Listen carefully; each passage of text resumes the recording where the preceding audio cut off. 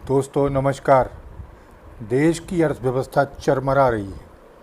2019 और 20 के जो जीडीपी के आंकड़े सामने आए हैं वो देश की अर्थव्यवस्था की कलई खोल कर रख देते हैं।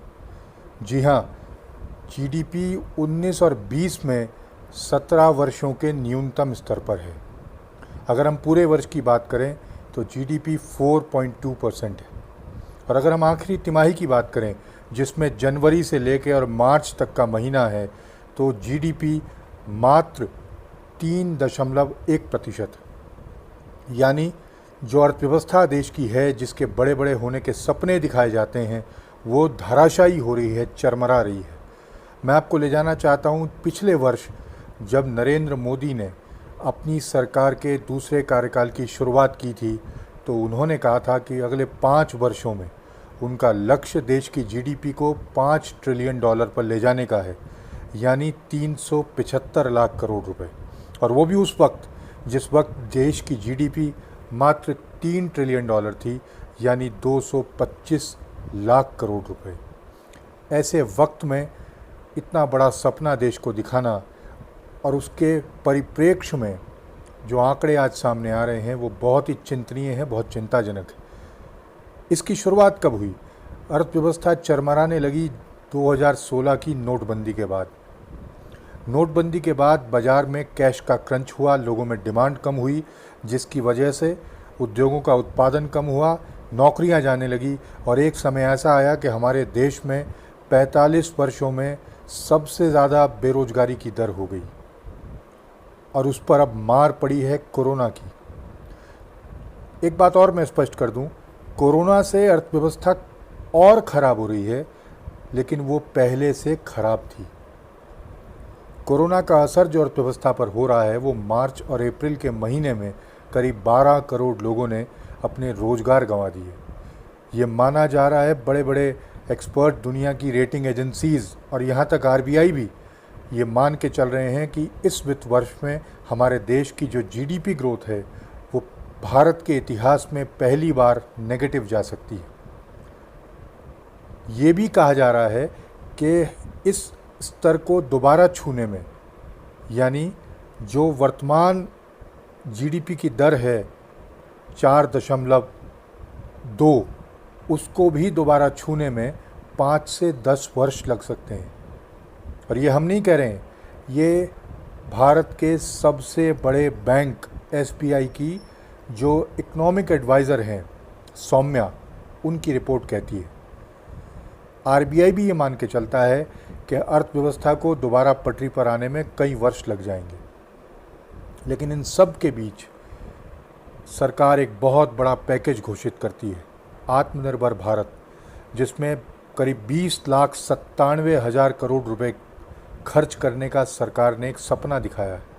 वो कितना सच है कितना नहीं, इसकी कलई भी दुनिया भर के जो विशेषज्ञ हैं वो खोल रहे हैं और ये कह रहे हैं कि इसमें कैश की जो व्यवस्था है वो मात्र जीडीपी का 1% या उससे भी कम है। क्रिसिल एक और रेटिंग एजेंसी है जिसने हमारी अर्थव्यवस्था को जो आंकने की कोशिश की है, उसने ये बताया है कि इस वित्त वर्ष में हम -5 यानी -5 जीडीपी रेटिंग तक जा सकते हैं। ऐसे में रोज़गार जाने का संकट भी एक देश में खड़ा हो गया है। एमएसएमई सेक्टर जो बहुत बड़े तबके को रोज़गार देता है, भारत की जीडीपी में भी जिसका बहुत बड़ा योगदान है, और प्रधानमंत्री ने भी बार बार अपने भाषण वक्तव्यों में इस बात का जिक्र किया है, वो सेक्टर कोलैप्स होने की स्थिति में है। जी हाँ, कारोबार बंद हो रहे हैं। एक लंबा लॉकडाउन देश ने देखा है, उसके बाद जहां एक और बेरोजगारी का संकट पहले से ही बढ़ा हुआ था वो और बढ़ने की संभावना है। रोजगार, उद्योग धंधे बंद होने की कगार पर आ गए हैं और सरकार के आत्मनिर्भर पैकेज में जो लोन की व्यवस्था की गई है उसको बैंक डिलीवर करने को तैयार नहीं है।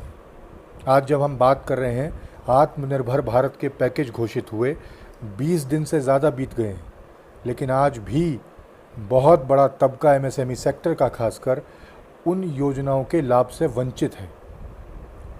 तो एक और जहां योजनाओं को लागू और क्रियान्वयन करने का संकट है, वहीं नीति निर्धारक जो हैं उन पर भी अब विश्व की जाने माने विशेषज्ञ, खासकर आर्थिक विशेषज्ञ सवाल उठा रहे हैं।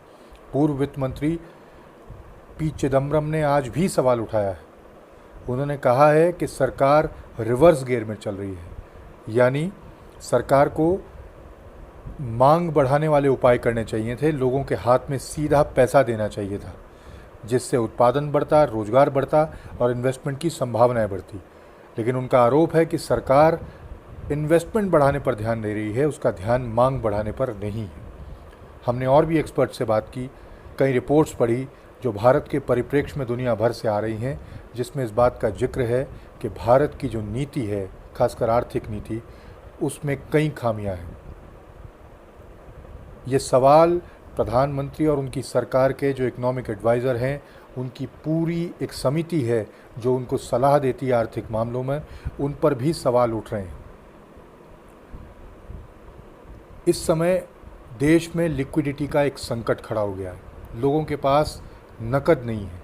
नकद न होने की वजह से लोगों की खपत कम हो रही है और पहली बार आज जो प्रति व्यक्ति खपत है वो न्यूनतम स्तर को छूने के लिए जा रही है। ऐसे में भारत की अर्थव्यवस्था के सामने एक बड़ा संकट है, लेकिन ये रास्ता बता रहा है कि प्रधानमंत्री का वो सपना कि 2024 तक भारत को $5 ट्रिलियन की इकोनॉमी बनाने का जो था, जो देश के सामने एक रोड मैप रखने की कोशिश की गई थी, वो फिलहाल आने वाले 3 से 4 वर्षों में पूरा होता नहीं दिख रहा है।